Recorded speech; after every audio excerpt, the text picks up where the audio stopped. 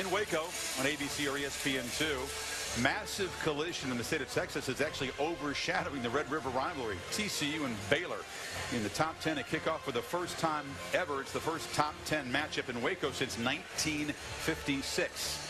110th meeting. Used to be a crosstown game because TCU's campus was originally in Waco. 51, 51, and 7 is the all-time series mark there. So the winner gets the lead, and the winner gets to remain a serious playoff contender despite all the skeptics. Art Briles telling his team they want to ignore you, but they can't as long as you keep winning.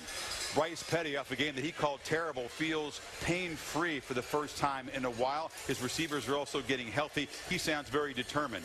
The Bears' defense remains a huge reason for their dominance. Unsung defense. And speaking of huge, the bald man on campus went to Waco to visit with big Sean Oakman. Quite a character.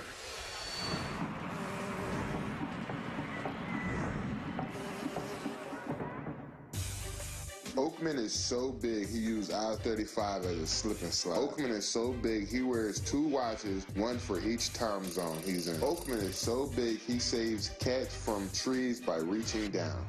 Sean Oakman gets home for the sack.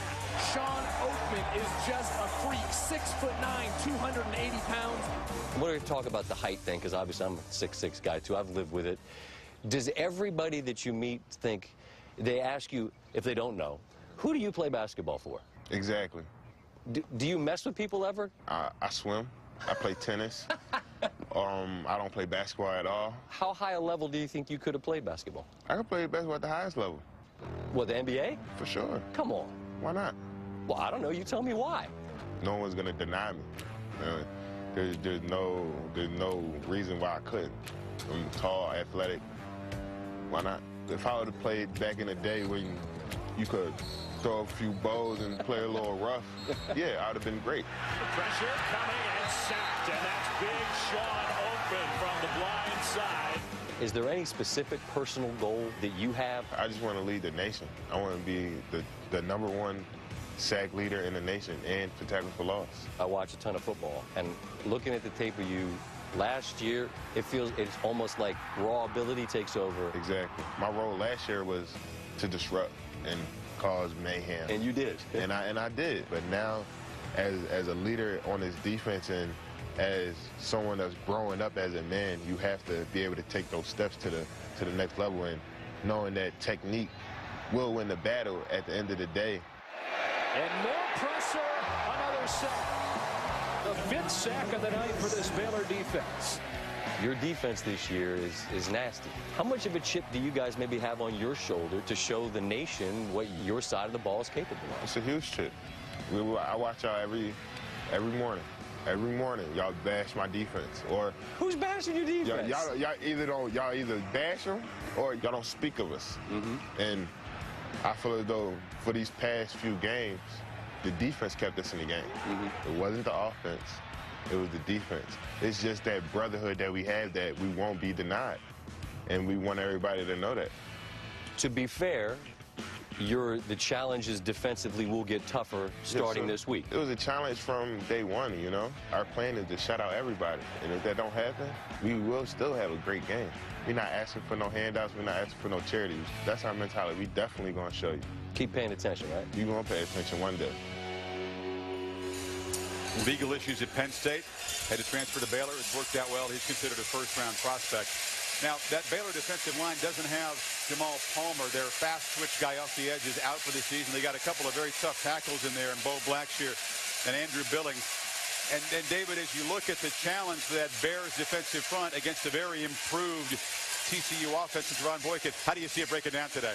Well, it is a big challenge, and Sean Oakman's a big man, and he's going to have to be the difference maker, because you go through the tape and you say, okay, there's one guy out there that can't be blocked if he doesn't want to.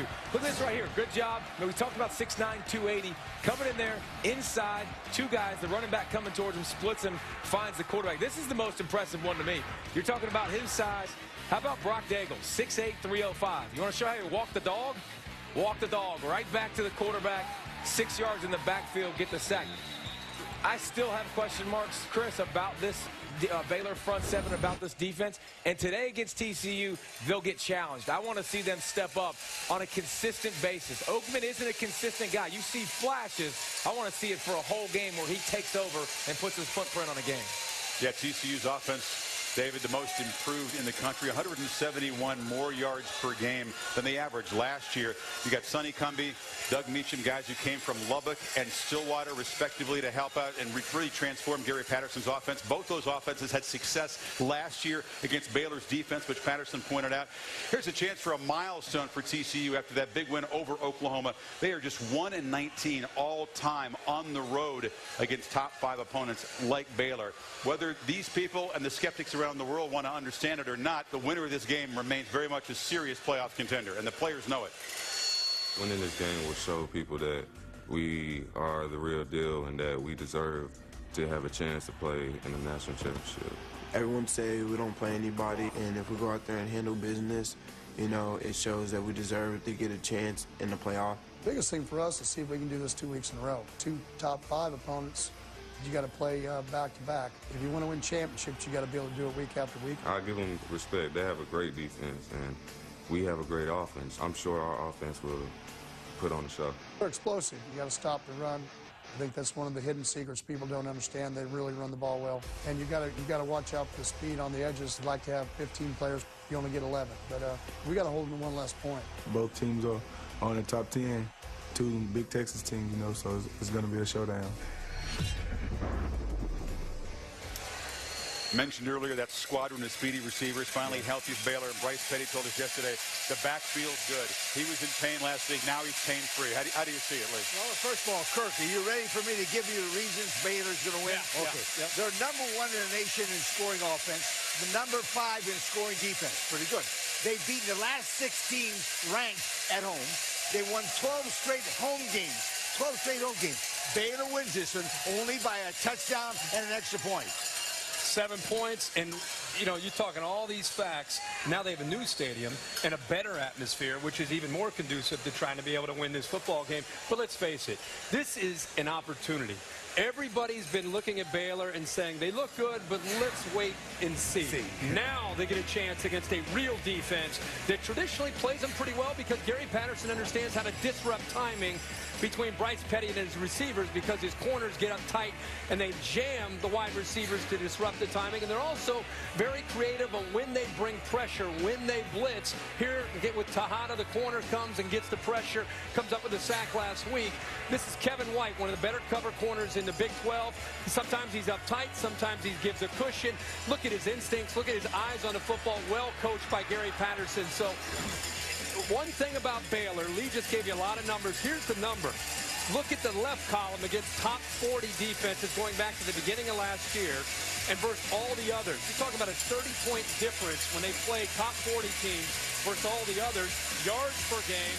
Look at the bottom left column. Very few big plays at all against the better defenses. So with that in mind, I really think, even though we heard Bryce Petty feels a lot better, he told us that yesterday, Shock Linwood, to me, with Gary Patterson's outstanding pass defense, Des, I think he's going to be the key in this game. And I think Baylor wins this football game because of all that great stuff that Lee just gave you. Exactly. Playing at home, that atmosphere, they've been waiting for credibility. Today, they get it. That was a great tape, and we're going to get the show back up after that Michigan segment gave us a great ratings bump. That was really good. I think the biggest difference is going to be TCU's offense. Co-offensive coordinator Sonny Cumbie worked with Trevon Boykin this offseason. He's done a tremendous job getting the kid more relaxed, preparing him as a starter, and then he tailored the offense to his strengths. I think that you look at Trevon Boykin right now, he's completing 62% of his passes, making really good decisions with the ball, 10 touchdowns, only 2 INTs. I think you look at the guys around him. Let me give you 3 names. These guys are All-Americans in track and field. Cameron Eccles-Looper, Kobe Listenby, and Jordan Moore. These got a lot of speed on the outside that can blow the lid off of a defense. I think TCU pulls the upset. Good. I got the Horned Frogs today. That's a good one. That's a good pick. All right. We'll see. We'll see.